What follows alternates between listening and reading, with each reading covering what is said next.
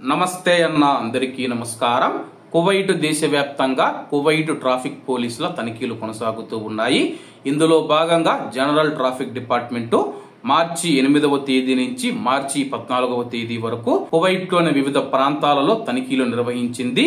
ఈ యొక్క తనిఖీలలో భాగంగా 32,641 వివిధ ట్రాఫిక్ ఉల్లంఘనలు జారీ చేశామని చెప్పేసి 34 వాహనాలు 21 ద్విచక్ర వాహనాలు స్వాధీనం చేసుకుని ట్రాఫిక్ గ్యారేజీకి తరలించామని చెప్పేసి 25 మంది యువకులు లైసెన్సు లేకుండా డ్రైవింగ్ చేస్తూ ఉంటే వారిని అరెస్ట్ చేసి జువైనల్ ప్రాసిక్యూషన్ కు రెఫర్ చేసినట్లు ట్రాఫిక్ పోలీసులు తెలిపారు.